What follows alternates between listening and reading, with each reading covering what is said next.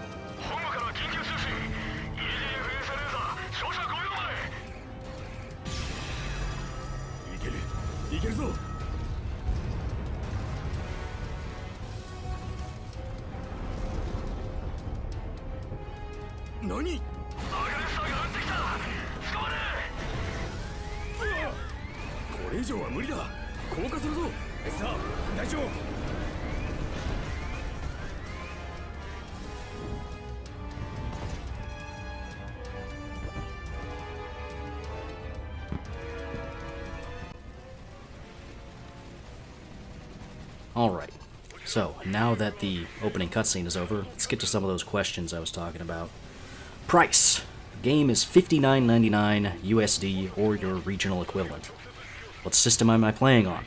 I am playing on a PlayStation 4 Slim, not a PlayStation 4 Pro, so I can't speak to whether or not that will be better or not. Would I say that this game is kid-friendly? Does it have co-op? Yeah. In the sense that you can play co-op split screen, yeah, sure, it's kid-friendly. On the higher difficulties, though, it might be a little frustrating, but I suppose that would depend on the kid. Is it easy to control? From the time I've been playing, I'd say that the controls are nothing special to wrap your head around. Anyone who's played a third-person shooter before will do just fine.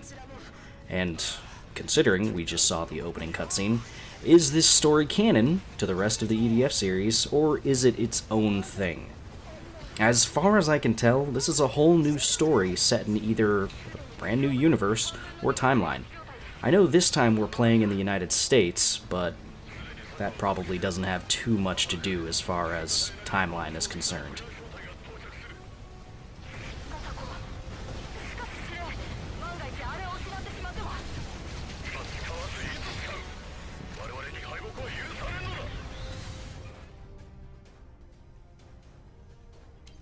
I had briefly mentioned it earlier, but you can have custom characters in this game. How does that work and what does that look like? Well, let's take a look at it now. At the end of the opening mission, you're given the chance to customize your character, and as you play the campaign, you can unlock various other things to change your appearance. I'll go ahead and let the character customization speak for itself and go through all the options here.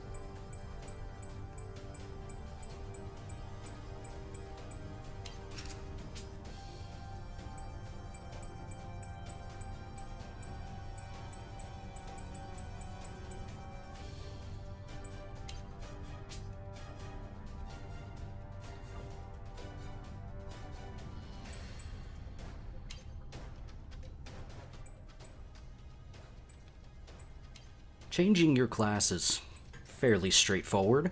When you go to your equipment, go to your PA gear, and that's where you can choose from, as you can see, my two classes, Trooper and Jet Lifter, both of which have different energy moves which consume stamina.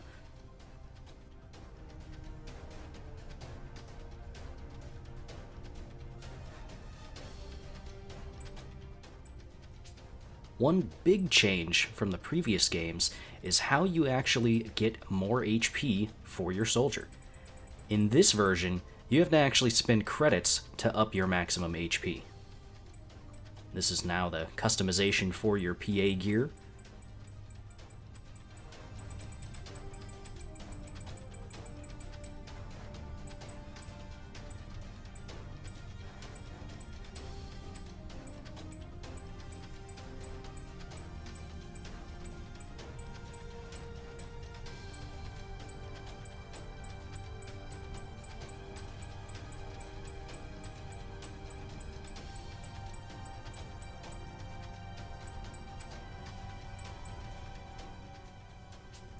And in addition to emblems, you can also change the coloring as well.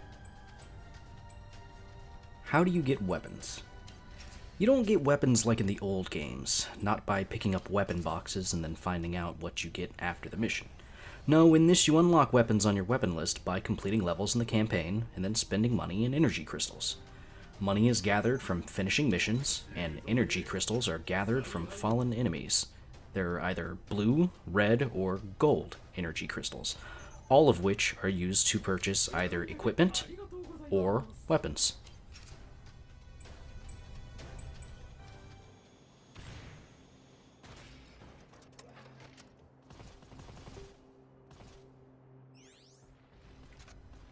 There are 13 weapon types, not including equipment, such as grenades and turrets. Weapon types are as follows: assault rifles, shotguns, sniper rifles, rocket launchers, missile launchers, laser rifles, grenade launchers, swords, miniguns, energy throwers, railguns, satellite weapons, and laser cannons.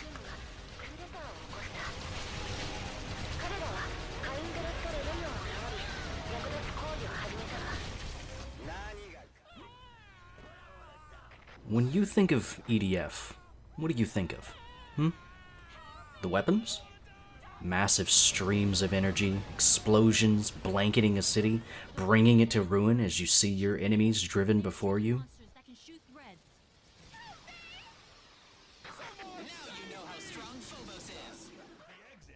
Perhaps the campiness of the whole experience. Like watching one of the old Godzilla movies, but then realizing that you are in fact one of those soldiers on the ground that has to deal with this alien invasion with little more than a standard issue assault rifle.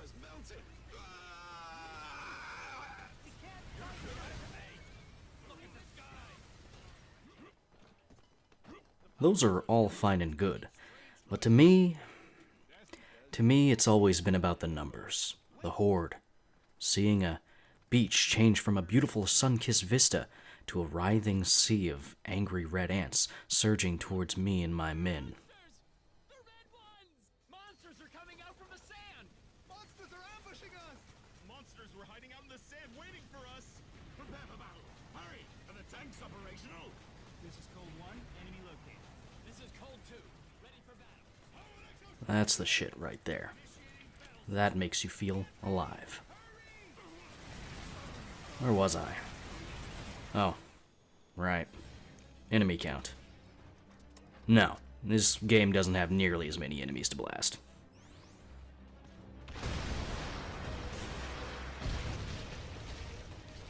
Let's go ahead and address some of the differences from the others in the series.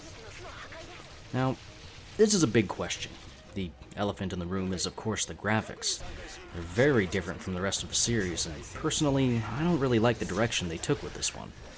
Not only does it affect the performance of the game itself, it also limits the amount of enemies on screen at once, which I think I made it apparent earlier how important that is to me.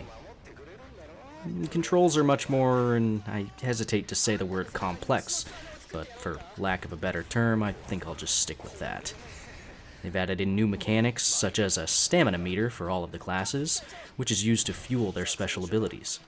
The overdrive system, which enables faster rate of fire, unlimited stamina usage, better movement speed, which I think is cool. But you can only use it once per mission, which I think defeats the purpose of an EDF game. You play an EDF game in order to feel powerful, but if you can only use overdrive once per mission, it feels like something that you have to save for when you're in a pinch, not to just have fun with. And I think that was a bit of a waste. Why not just put it on a timer, or a kill-based meter like some of the weapons you can call in as an air raider from the previous games? It just seems like a bit of a lost opportunity to me. Another big change are the hitboxes. You'll see me getting stuck a lot on various things, enemies included, dead or otherwise. It can be pretty frustrating, and the camera doesn't do any favors for you. Something a casual player probably wouldn't notice is how dead enemies interact with the world, namely your bullets. In previous installments, when you shot a dead enemy, you could keep shooting them to clear their bodies out of the way, or to just have fun. The ragdoll effects from foes and friends alike were hilarious to behold. And unfortunately, as you can see, once you kill an enemy in this game, they just kinda curl up on the ground and stay there. Now this wouldn't be so bad if you could just walk or shoot through them, but you can't.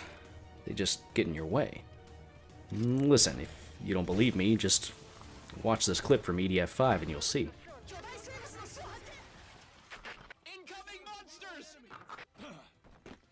All units, get in position. I'm over here. Anyone capable of moving must fight. We need a captain. Shoot them. Don't let the monsters get any closer.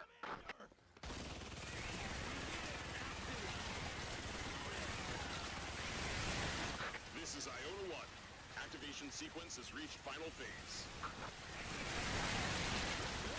Keep the monsters away from the powered exoskeletons.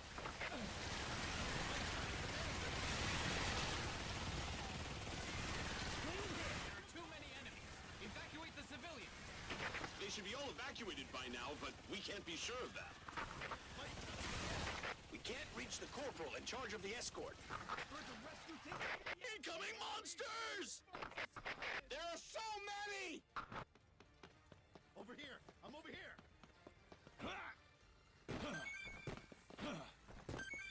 Monsters plus UFOs? Crap! The most disgusting combo! Iota 1 is activated. Powered exoskeleton team, engage.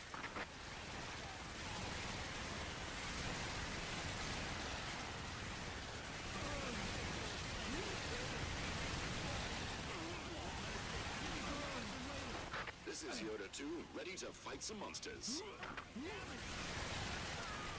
Is this true? What if we're wrong?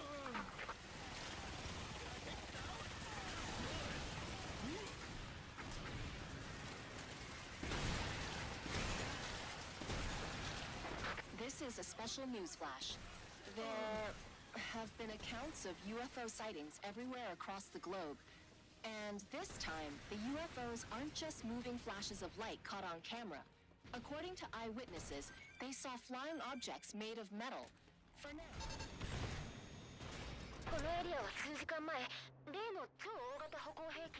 My overall thoughts for the game. This isn't a bad game, but is it a good EDF game? I think it falls a little short in that department, at least from what I've seen. Can you have fun with this? Totally. But go into it knowing that it is a very different experience, and very different in tone from the other games in the series.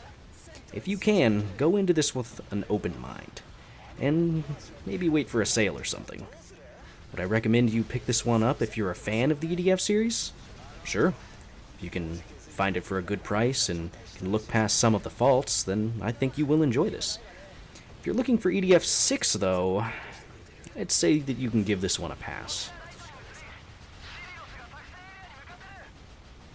While the graphical upgrade will definitely be what some people are looking for, I think that people that really like the EDF series probably aren't gonna like the new changes. But that's mostly just my opinion. You can judge it how you want. The multiplayer, what little that I've played of it so far, seems to have some performance-related issues, in addition to some random lagging and chugging issues. But that's probably nothing that a patch in the future can't fix. Who knows? We'll see.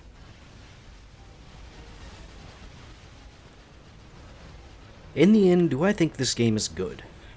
Yes, but maybe not for the price. As I said earlier, you might want to wait for a sale on this one. How do I feel about this game in comparison to the previous ones?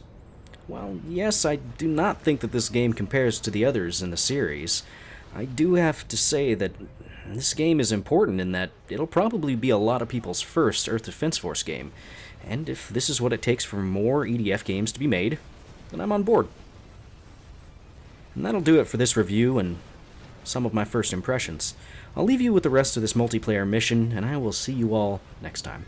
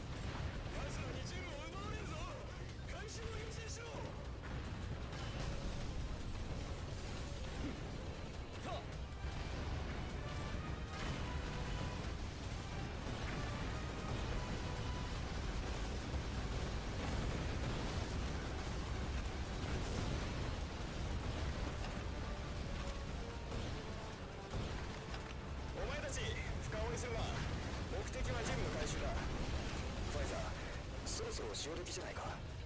まだまだ足りないよ。何人かやられてる。数じゃこっちが不利だ。しょうがないね。アデル、ズラカリよ。